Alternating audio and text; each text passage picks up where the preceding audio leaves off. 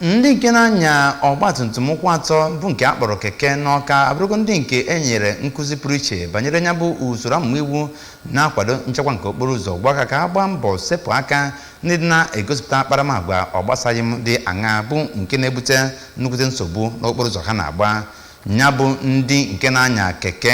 na mpaghara zon atọ bụ nke amaara kachasị ndị nke na-anya na mpaghara Aroma Ifite nakwazi okporo ụzọ Aroma Ekweme ka a gwara ka ha gbaa mbọ were nya bụ ọdụ ebe a kwesịrị na-ebusi nya bụ ọgbatumtum ha wee na-alụ ọlụ iji wee gbochie agaghị aga na achaghị acha bụ nke a na-enwe n'okporo ụzọ na ọtụtụ mpaghara dị iche iche. Chibuzo Okoye nta aka anyị ga-ewetara gị Awka.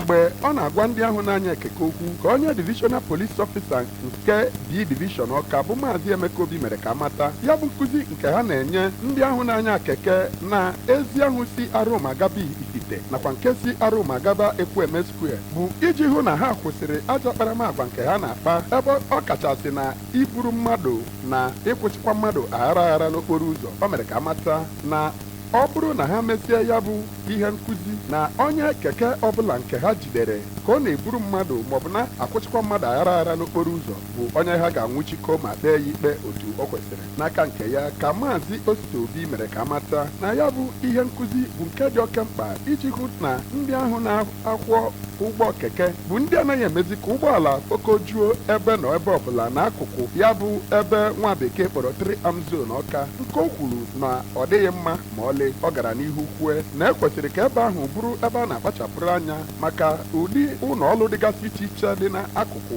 ebe ahụ ma gwazie ndị keke ka ha na-eje na-eburu mmadụ maọbụ na-akwụsịkwa mmadụ na ya bụ ọnọdụ ụlọ ụgbọala nke ewepụtara ha n'okwu ha dị iche iche ka otu onye na-akwọ ụgbọ keke bụ Maazị Ifeanyị Uju kenere ndị uwe ojii nakwa ndị ọzọ maka inye ya bụ ọzụzụ ma rịọzie ka e nwee ndị uwe ojii ga na-akwụ na ebe ahụ dị iche iche ndị otu ha na-akpa mkpamkpa ahụ ka ha wee kwụsị ya bụ ajọ agwa. Ebe Maazị Chukwudị Oyokamodozie onye si Ifite Awka gwaziri ndị keke ka ha zere ajọ agwa ndị ahụ na-ebutere ha ajọ aha ma gwazie ha ka ha kwụsị iji na-eburu ndị na-eme njem ma na-akwụsịkwa ndị na-eme njem n'okporo ụzọ na ebe iwu akwadoghị. Site n'Awka, aha m bụ Chibuzo Okoye maka akụkọ ụwa ABS.